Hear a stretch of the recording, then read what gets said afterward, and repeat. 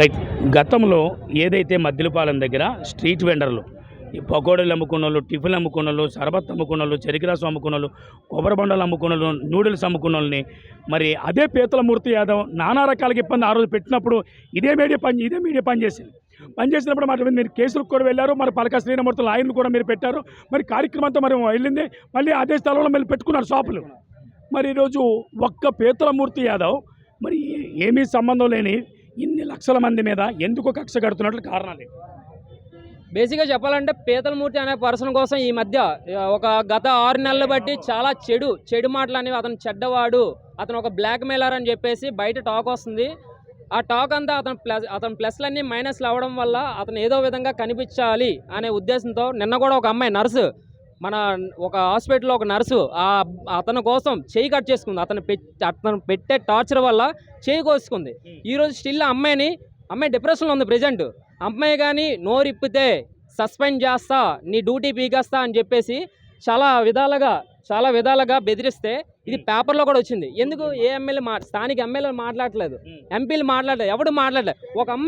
ఒక అమ్మాయి చేయి కట్ చేసుకుంటే మళ్ళీ వాళ్ళకి వెళ్ళి బెదిరించి మిమ్మల్ని సస్పెండ్ చేస్తా, నా వెనకాల ఆడున్నాడు వీడున్నాడు, నన్ను ఎవడు ఏం చేయలేపాడు. ఈ రోజుకి మినిస్టర్ల మీద, ఎమ్మెల్యే అయ్యన్న పాత్రుల మీద కూడా నేను కేసు వేసాను, ఎవరు నన్ను ఏం చేయలేపారు, మీరంతా ఆఫ్టర్ ఆల్ అని చెప్పేసి భయపెట్టి అమ్మాయిని కామ్ చేశారు. ఈరోజు ప్రజెంట్ ఈ అమ్మాయికి వెళ్ళి మనం అడిగితే ఈ అమ్మాయి కొంచెం డిప్రెషన్లో ఉంది, కొంచెం ఈ అమ్మాయి మాట్లాడే స్థితిలో లేదని చెప్పేస్తున్నారు. రైట్ శంకర్ గారు, ఒక్కొక్క ఇంట్లో 4 ఉంటారండి, భార్య భర్త పిల్లలు. మరి ఈరోజు వీళ్ళు రోడ్డు మీద పడిపోతున్నారు. మరి ఈరోజు కొన్ని వందల వేల లక్షల మంది కుటుంబాలు రోడ్డున పడిపోతున్నాయి. ఫైనాన్షియల్ కట్టుకోలేరు, ఎలా తీర్చాలో తెలియదు. ఎవరో పిలిస్తే వచ్చి నమ్మి మరి వాళ్ళు కూడా వచ్చి ధర్నాలో పాల్గొంటున్నారు. అసలు ముద్దాయిన ఉన్న మీరు బయట పెడుతున్నారు. మరి అసలు ముద్దాయిని బయట పెట్టడానికి రుజువులు ఏంటి? అసలు రుజువులు అనడానికి ఏముంది? అతని పేరు ఉంది, అతని సంతకం ఉంది, అంతమించి ఏం కావాలి? కోర్టులో, హైకోర్టులో అతను పిటిషన్ వేసాడని విషయం ఉంది. ఆల్రెడీ రోడ్డు మీద తోపుడు వల్ల అన్నీ ఉండకూడదు, బడ్డీలు అనేవి ఉండకూడదు, మొత్తం ఆల్మోస్ట్ అన్నీ తీసేయాలి. ఇవన్నీ ఇల్లీగల్. అండ్ ఫుడ్ కోర్ట్లో కూడా మొత్తం తీసేయాలి అని చెప్పి ఫుడ్ కోర్ట్లో వేసింది కూడా చాలా రోజుల క్రితమే వేశారు. యాక్చువల్లీ మీలో ఫుడ్ కోర్ట్ మనుషులు ఎవరున్నారో నాకు తెలియదు. ఆల్రెడీ మేము కొందరికి ఎక్స్ప్లెయిన్ చేశాను, కానీ మీరు వినలేదు. ఈ పేపర్ల కోసం నేను చాలా రోజులు బట్టి తిరుగుతున్నాను, ఏ ఒక్కరు బయటికి రానివ్వట్లే. ఈరోజు ప్రతి ఒక్కడికి ఈ పేపర్లు సెండ్ చేశాను నేను. ఎందుకంటే ఇక్కడ ఎవరు చేశారు ఏంటనేది ఫస్ట్ ఆఫ్ ఆల్ మీరు ఎవరు తెలుసుకోలేకపోయారు. సో ఈ పేపర్లు ఉంటేనే మీరు నమ్ముతారు కాబట్టి అతను వేసిన పిటిషన్లు మీ దగ్గర తీసుకొచ్చాను. ఇప్పుడు ప్రజెంట్ మీకు ఎమ్మెల్యే కాపాడుతారు, ఎంపీ కాపాడుతారు, మినిస్టర్ కాపాడుతారు అనే విషయాలన్నీ అబద్ధాలు. ఎవరు మిమ్మల్ని కాపాడరు. మీ ఎవరైతే బళ్ళు ఉన్నాయో, వ్యాపారస్తులు ఉన్నారో వాళ్ళే నిలబడితేనే పని అవుతుంది. ఏటీసీ కాపాడుతుంది, సిపిఎం కాపాడుతారు. వాళ్ళు ఏంటంటే నిలబడినంత వరకు ఉండి వెళ్ళిపోతారు. ప్రాబ్లం దానికి సొల్యూషన్ ఎవరు తీసుకొస్తారు? పరిష్కారం ఎవరు తీసుకొస్తారు? పరిష్కారం మనమే తెచ్చుకోవాలి. మనము గవర్నమెంట్ని డిమాండ్ చేయాలి. మీరు ఎవరికి చెప్పి షాపులు తీశారు, మాకు నోటీసులు ఇవ్వకుండా ఎన్ని తీశారు, మా బళ్ళన్నీ ఎందుకు ఎరగొట్టారు, ఇలాంటి క్వశ్చన్ చేయాల్సింది ఎవడో లీడర్ నేనో సిఐటిఓలో ఎవరో సంథింగ్ వాళ్ళు రాకూడదు. ఏ వైసీపీ కూడా, టీడీపీ కూడా ఎవరో రాకూడదు. మీరే క్వశ్చన్ చేయాలి. ఇప్పుడు నేను ఎలాగైతే మాట్లాడుతున్నానో మీరు వచ్చి మాట్లాడాలి.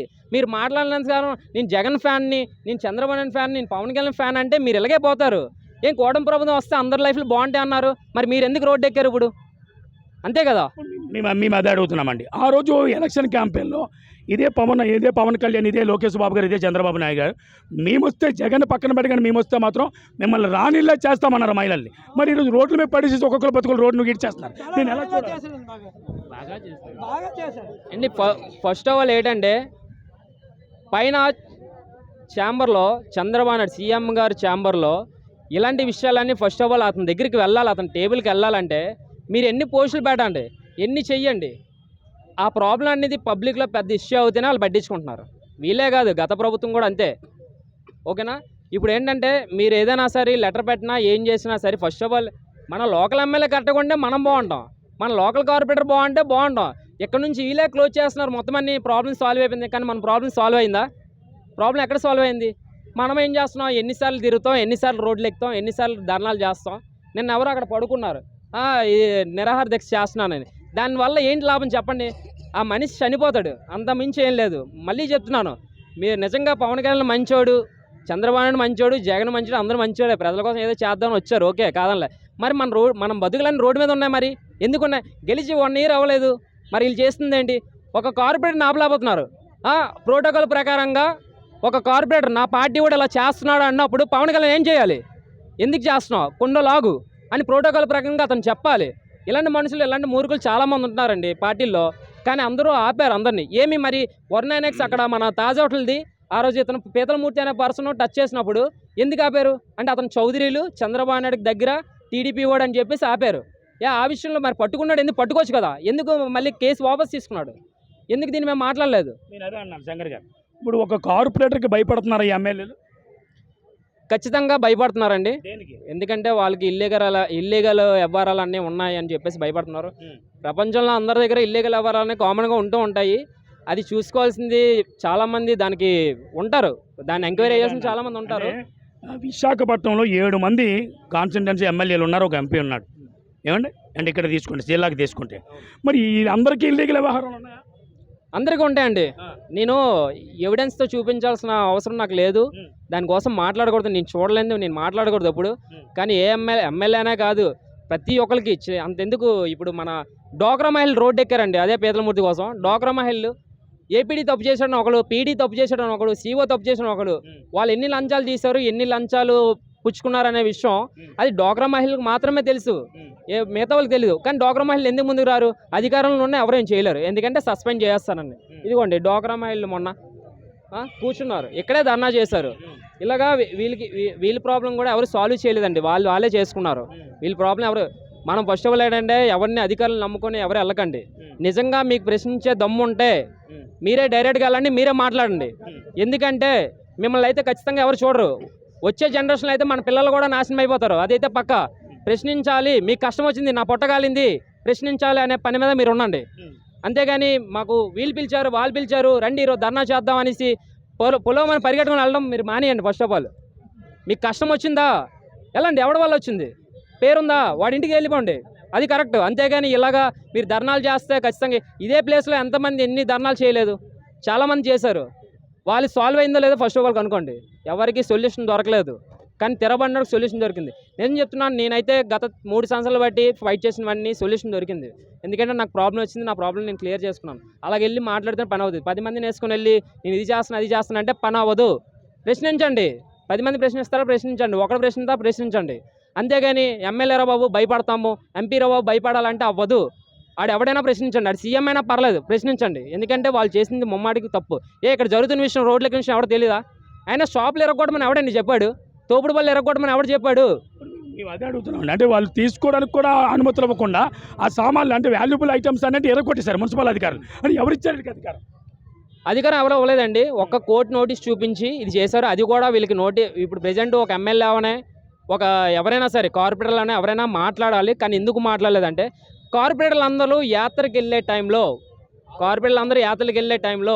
ఎమ్మెల్యే అందరూ అసెంబ్లీకి వెళ్ళే టైంలో ఇదంతా జరిగిపోవాలి, మొత్తం ముగిసిపోవాలని చెప్పి పీతలమూర్తి జీవీఎంసీ కమిషనర్ చెప్పాడు. అర్థమైందా మీ అందరికీ? జీవీఎంసీ కమిషనర్కి కార్పొరేటర్లు ఎవరు లేరు, ఎమ్మెల్యేలు ఎవరు ఊళ్ళో లేరు, ఈ టైంలోనే మొత్తం పని ముగించండి అని చెప్తే వచ్చిన గ్యాప్లో మొత్తం ముగించేస్తున్నారు. ఇప్పుడు ఈరోజు ఎమ్మెల్యేలు వచ్చాక మాట్లాడతారు, కార్పొరేటర్లు వచ్చాక మాట్లాడతారు, ఖచ్చితంగా మీకు సపోర్ట్ చేస్తారు. కాకపోతే ఇక్కడ ప్రాబ్లం ఏంటంటే ఆ కోర్టు నోటీసులు వచ్చాక పిటిషన్లు వచ్చాక మేమేం మాట్లాడాలని ఒక మాట చెప్పేస్తారు, ఖచ్చితంగా చెప్పేస్తారు. మేము ఏం చేస్తామండి, కోర్టులో ఉంది కేసు అని, కోర్టులో ఉంది ఓకే, ఇవన్నీ కూడా దానికోసం మాట్లాడండి, మాకు నష్టపరిహారం ఇప్పించండి, ఈ మాట మీరు అడగాలి. వీళ్ళందరూ అమాయక ప్రజలు, వీళ్ళకి ఏం తెలియదు. 2 రోజులు ఇలా గోలెడతారు, 3వ రోజు సైలెంట్ అయిపోతారన్న నిర్ణయంతో వాళ్ళు ఉన్నట్టు కనిపిస్తుంది. వీళ్ళందరికీ మీరు ఏం చెప్తారు ఫైనల్గా? నేనైతే ఎవరికైనా ఒకటే చెప్తానండి, ఇదే విశాఖపట్నంలో నాకు సొంత ఇల్లు లేదు, అలాగని బయట ఊర్లో ఉందనుకుంటున్నారేమో, నాకు ఎక్కడా సొంత ఇల్లు లేదు, నేను ఈ ఊర్లోనే పుట్టి పెరిగాను. యాక్చువల్లీ నేను ఒక సాధారణమైన మనిషిని మీలాగే. నేను కూడా కూరగాయలు అమ్ముకున్నారు మా అమ్మ నాన్నగారు కూలి పనికి వెళ్ళారు, ఇప్పటికీ అదే స్టిల్. మా అమ్మగారు కూడా ఇళ్ళ పనులు చేసుకుంటూ ఉన్నారు. కాకపోతే మీ అందరూ ఈ పడే బాధ చూసి నేను ఈరోజు మీ బయటకు వచ్చి ఇలా మీకోసం మాట్లాడాల్సి వచ్చింది. మీదైతే ఒకటే చెప్తున్నాను, నేను కూడా వస్తున్నానని మీరు ఎప్పుడు అనుకోకండి. మీ అందరూ మీ ప్రాబ్లం మీరే క్లియర్ చేసుకోవాలి, మీ ప్రాబ్లం మీరే సాల్వ్ చేసుకోండి.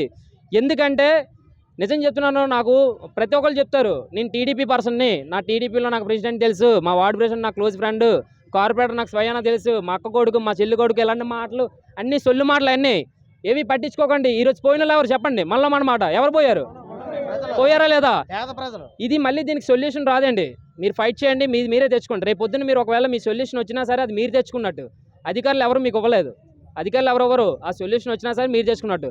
కాబట్టి మీ సొల్యూషన్ మీరే ఉండాలి. కాబట్టి ధర్నాకు వచ్చాం వెళ్ళిపోయాం కాదు, ఫుల్ ఫ్లెడ్జెడ్గా ఈ ప్రాబ్లం ఎక్కడి నుంచి వచ్చింది, ఎక్కడి నుంచి స్టార్ట్ అయిందో వెళ్ళిపోండి. ఏం చేస్తారు చేయండి, మీకు నచ్చింది చేయండి. మీ పొట్ట నిజం మీకైతే ఈఎంఐలు కట్టాలి, లోన్లు కట్టాలి అనే ఇది ఉంటాయి. పెద్దోళ్ళకు ఉంటాయి, చిన్నోళ్ళకు ఉంటాయి. పెద్దోళ్ళు ఏదో విధంగా బతికేస్తారు. మరి మీ పరిస్థితి రోజుకి 500 ఫైనాన్స్, 300 ఫైనాన్స్, 100 ఫైనాన్స్ తీసుకున్న పరిస్థితి. కాబట్టి ఇలాగా ఇదే ఇష్యూ వచ్చినప్పుడు 3 వ్యాపారస్తులు కూడా చనిపోయారండి. లాస్ట్ టైం నేను ఫైట్ చేసిన దాంట్లో 3 వ్యాపారస్తులు చనిపోయారు ఇదే విషయంలో. మీకు ఆ పరిస్థితి రాకూడదనే ఉద్దేశంతోనే ఈరోజు నేను ఇవన్నీ సంపాదించుకొని మీ దగ్గరికి వచ్చాను. మీరు ఏం చేస్తారో అంటే, మీరు ఇప్పుడు ఇక్కడ నుంచి ఏం మాట్లాడాలనుకుంటున్నారో మాట్లాడండి, ఎవరితో మాట్లాడాలో మాట్లాడండి, చెప్పండి.